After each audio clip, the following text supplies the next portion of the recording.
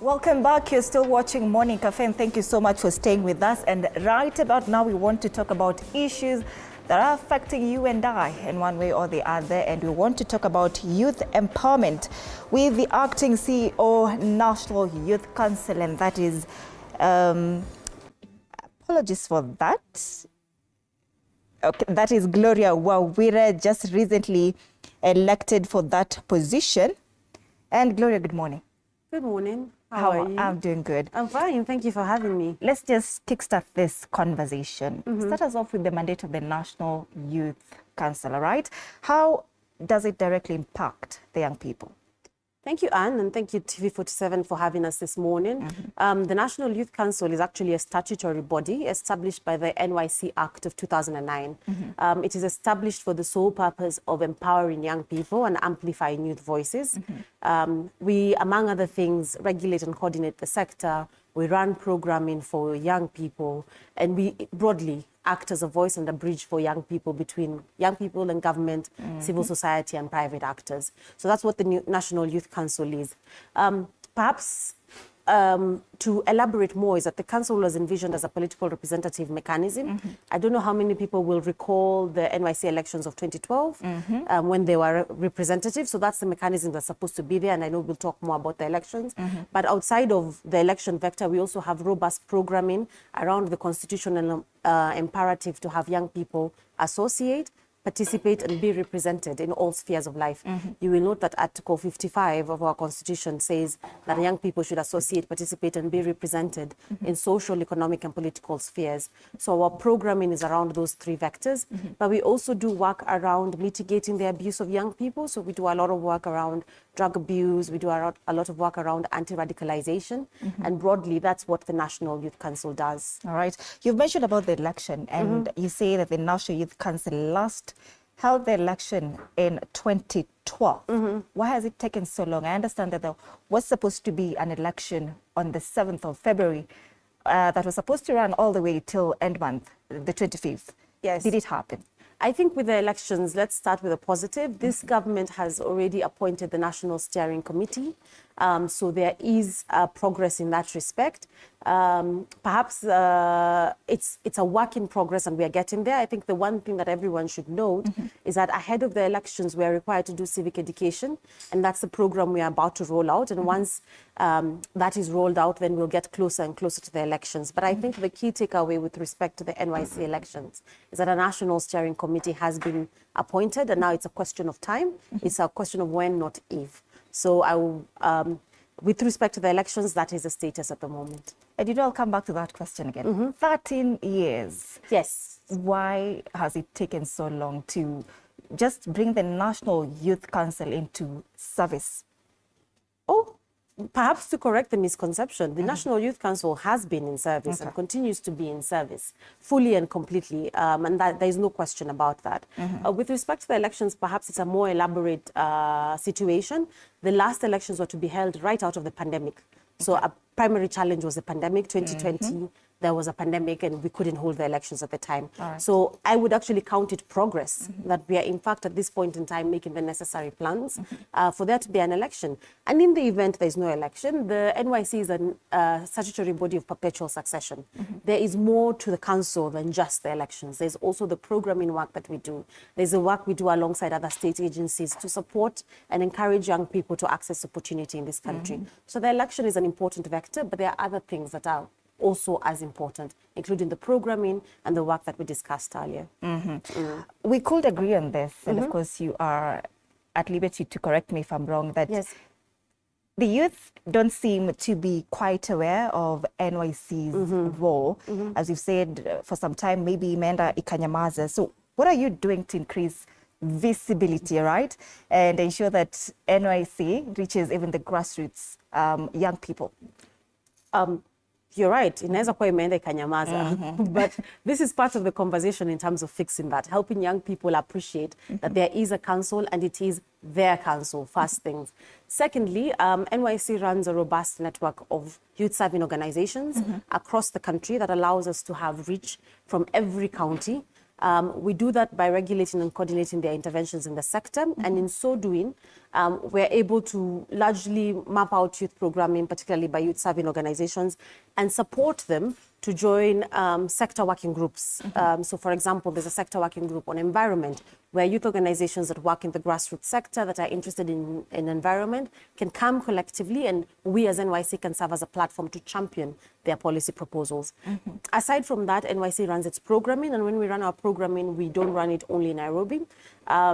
It is interesting to note, for example, we run a program called Kijani, which is about climate resilience and greening our communities. And that program is run across the country from Nairobi all the way to Kisumu and to Mombasa and so on and so forth. Perhaps something that people might remember more recently is in August last year, August 2024, we had the International Youth Week and International Youth Day celebrations. And those celebrations went across the country. They culminated in Mombasa, but we were in Isiolo, we were in Western Kenya. So just to say that there is a lot of programming, and I understand that there may be a lack of knowledge, and that's what we're trying to correct. We're trying to inform and educate and encourage young people to engage with the council because it is their council. All right. The tagline we are using today is Youth Empowerment, Creating Opportunities and Inspiring Change. Yes. What are these opportunities that you're creating for the young people?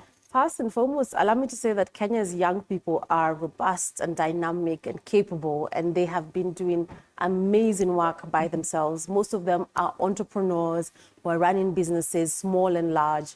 And the NYC, first and foremost, we are running a campaign called 4@4. And it's a campaign that allows young people to come onto our social platforms. If you'll allow me to plug us in here, all right, please follow us at NYC Youth Voice on all platforms. And at 4 o'clock every day, we publish employment opportunities. We know that unemployment continues to be a primary challenge. We know that livelihoods are a key challenge for young people. And so we publish this campaign every day at 4 to help those who are keen on going in the employment route, get access to employment. We then also have other initiatives that support entrepreneurship. So for example, there is multiple state interventions around, say, enterprise building, or for example, with partners like the Youth Enterprise Fund, who facilitate funding for young people. So what we do is we act as a bridge. If for any reason one would like to know or appreciate or understand what the processes are, NYC acts as a port of information where you can come and we can guide you to the direct agency where you can get further support. Now that you're talking about unemployment, I love that you brought that up.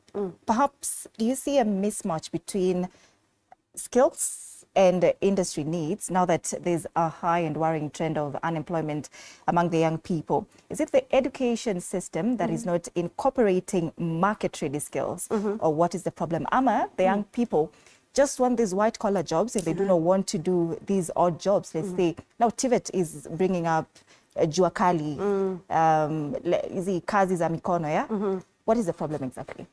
You know, I think we can take cue from the market, less from ourselves. We can take cue from the market where the Federation of Kenya Employers is telling us that we need to reskill. And I don't think it's a Kenya problem. I think it's in the context of AI and the rate at which the world is changing. Yeah. Skills that we have traditionally relied on are no longer relevant or will no longer be relevant in a few years. AI is changing the way we live, the way we work. The future of work is uncertain and ever evolving. So I don't think it's a Kenya-specific challenge. I think it's a global challenge. But with respect to Kenya and with respect to what the NYC is doing is, alongside partners, we're focusing strongly on digital skilling and preparing young people for the workplace of the future. So case in point, we have a large ongoing partnership with Huawei that focuses on digital skills, and we do that through the DigiTrack as well as through mounting small training programs for young people. We also have a partnership with, for example, Accept International, which is the Oxfam. I like to describe it as the Oxfam of Japan. In that program, we support skilling around mobile phone repairs. So it's a very useful skill that you can just acquire and quickly go into the workplace. So in terms of capacity or digital skilling, we're doing our part to equip young people to evolve into the market, but I think it's a broader conversation. Yeah. Secondly, like you raised, there may be a preference for white-collar jobs over blue-collar jobs, and there's a place for both.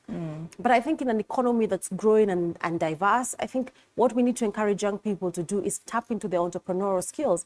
I went to high school. I recall that I went to high school with somebody who did work, did an enterprise around recycling trash. And today they are what you define as a medium-scale enterprise, making a decent living. So I think the message for young people is that there is opportunity in all enterprise, whether it be white collar, whether it be blue collar. What matters is that you're making a decent livelihood. And I think that's the message I'd like to pass across with respect to employment. As we say, poverty is the enemy. Poverty, poverty is the enemy. Kazi ni kazi. And I think that's a good thing to remember. Kazi ni kazi. What we want is livelihoods. What we want is young people making a decent life for themselves.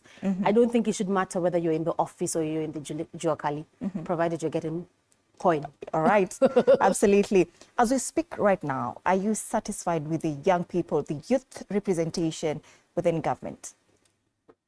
And it's not just about the cabinet secretaries, principal secretary positions or chief of staffs, such things, but are you satisfied with the position of these young people in their representation in government? Yes, I think let me confess, I am a glass half full type of person. I would like us to note, let's begin at the highest level of government, cabinet. We have a cabinet secretary, Eric Mugar, who I believe is 32, 33 years old, which is significant. And just broadly speaking, this cabinet is significantly younger, if you comparatively over the last few years. Okay. Let's take the gains, or let's count the gains from our constitution. We have nominees representing young people, specifically as a constitutional imperative. We even have quotas for women and persons living with disability. That's progress. With respect to young people in government broadly, I think it's a two-way traffic. There's significant reach, and perhaps a lot of them may not be in the public, but there's a significant bulk of young people doing meaningful work in government. But also the challenge is, are young people interested in joining government? They are. Would they like to be of service to young people? So I think at the moment, I'm a glass half full type of person. I think we're making good progress. Okay. I know that it would work well, or it would board better if there were more influential young people in bigger positions, but I think it's traction. The fact that we have a cabinet secretary, let's count that as a success. And I know that the Ministry of Youth Affairs and Creative Economy is a priority ministry in this regime. The government has specifically set up a Ministry of Youth Affairs. That in itself is progress, and that's a ministry under which we're under. So I am persuaded that we are doing well so far. Yes. Are the young people speaking in one voice? You know, we see what happened last year, for instance, when they were rejecting the finance bill. Tuliona protest violence. Right now, there is a lot of political heat among these young people. Would you say they're speaking in one voice when it comes to these political conversations? Delicate to answer, because again, cannot purport to speak for all young people. However, I do recognize that young people of Kenya have come of age, and they have said very loudly that we are here, we are present, and we are keen to be engaged in governance and in leadership. I commend that. I am so proud of the young people of the Republic of Kenya, myself included, for actively and meaningfully taking an interest in our politics, taking an interest in our governance, taking a keen interest and engaging beyond just retweeting or something. It's such significant progress that we are making as a country. And for me, I count that as a win. Now, in terms of the unity of voice, I think there's multiple voices coming from multiple channels, and that's the place of the council to act as a platform where we can collate, for example, and channel those voices respectively. Case in point, if there was a public engagement on, say, the finance bill or any other act of parliament, and young people were looking for a platform where they could collate those voices and channel them in one memoranda, the council could play that role alongside the many other agencies working to support young people. I think the meaningful thing is, because we are speaking, and I have been saying this for the last year or so, because we are speaking, can we get engaged in process? So as we are speaking, whether we are speaking in unity or we are speaking in defense, can we get engaged in the process? If, for example, it's a public participation process, let us go and participate. If it is a feedback process, let us feedback. The point is we are speaking. And that's, for me, what I count as a win. We are speaking. We are being heard. Young people of the Republic are engaging and participating. For me, that's a big, big, big win for this republic, because Kenya, our median age is 19.5, and our neighbors around us are even younger. The continent of Africa broadly is young. So when I see young people so passionate about our country, it gives me so much hope. It tells me that we are on the right path. So yes. How does it make you feel when they say they are leaderless? They do not want to be led at the moment. How does that make you feel? Wow, feel is a delicate word. You are in a position that is so huge. The acting CEO, National Youth Council. Yes. Leaderless. I would like to commend, first, let me begin by saying I commend the position taken by all young people to be leaderless or otherwise. However, cautiously, change happens in process. The way to change an act of parliament is to put in submissions. The way to get your minister to get an outcome out of court is to petition the court, leaderless or otherwise.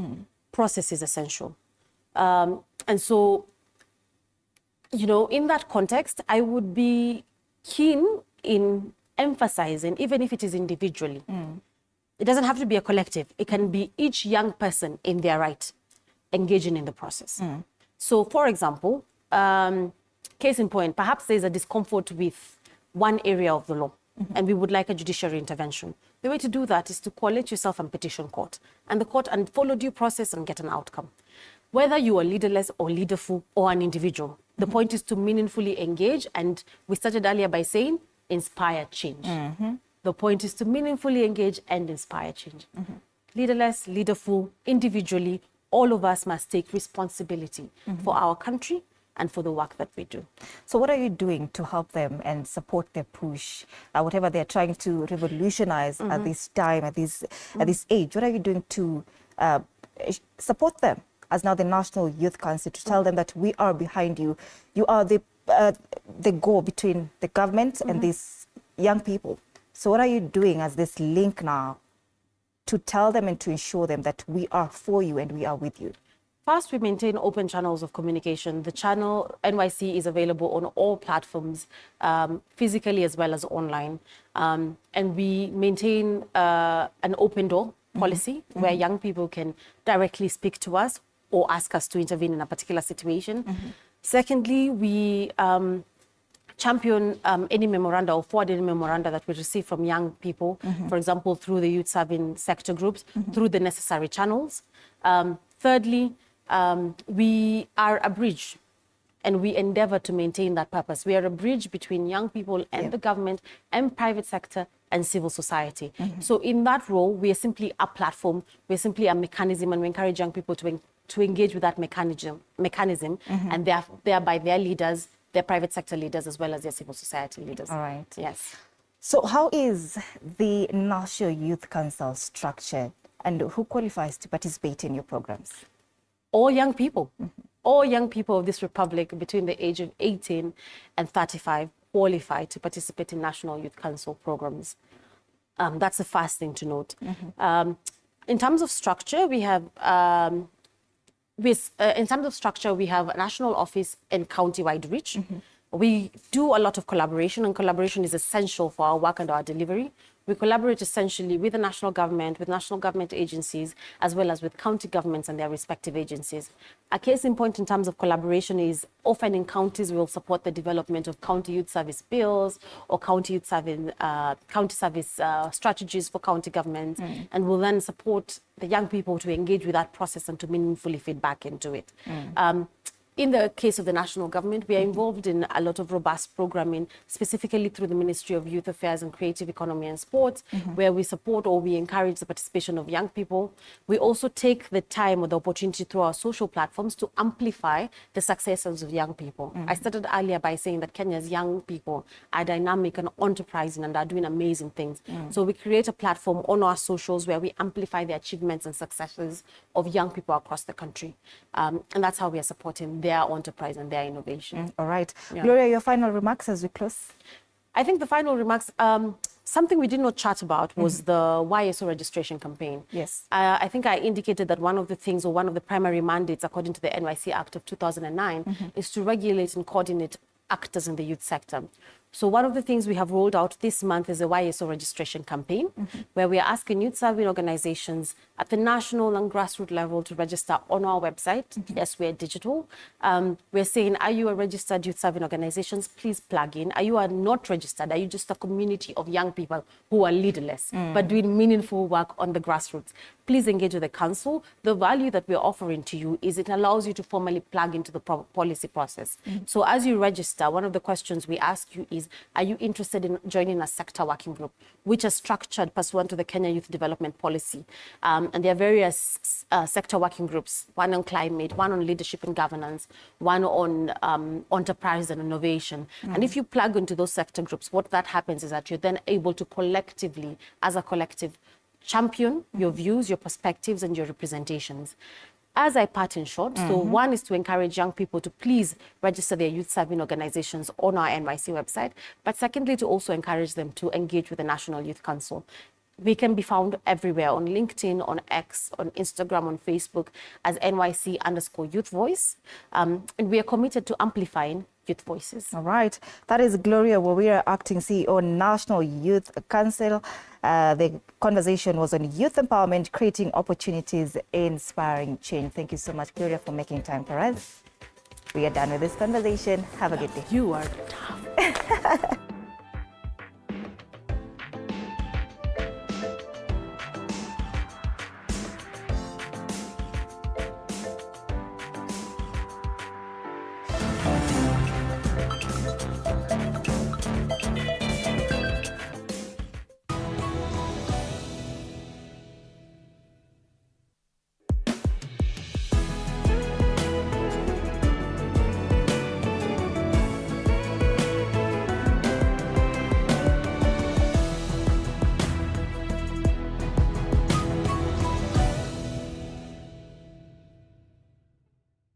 Are you ready to elevate your business game? As long as you're earning something, there's always that opportunity to save. And you start with where you are. Kama wewe ni mfanyabiashara, huwezi kaa bure, unajipanga taratibu vile inavyofaa. Join us each week as we dive into the stories of the world's most driven entrepreneurs. When you pay attention to detail, you get luxury items. The Grind, where business meets brilliance. Tune in every Monday at 7:30 p.m. because your business deserves the best.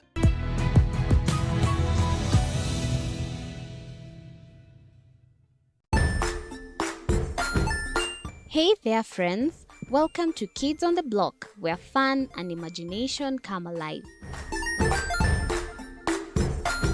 We dive into magical world filled with exciting adventures and awesome friends. What position were you in? I was number 2. What position were you? Number 1. He decided to cross the bridge by his house and look for food on the other side. We're going to do half cup of chocolate chips, and the other one, we're going to do half cup of the blueberries. So, grab your imagination hats and get ready to explore with us. Join us every Saturday at 9 a.m. for new friends, amazing stories, and tons of laughter. Join us as we explore the journeys of those who defy the odds and break barriers.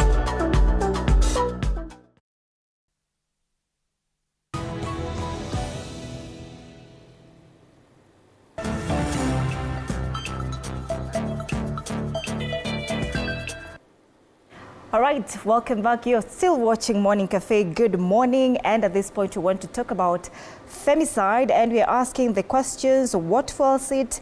How can we identify early warning signs? And most importantly, what protective measures need to be put in place to safeguard women? And in studio with me is Dr. Mutuma Rutere, that is the CEO and Director, National Crime Research Center. Karibu sana. Asante sana. All right. I want us to start from this point. You know, we have to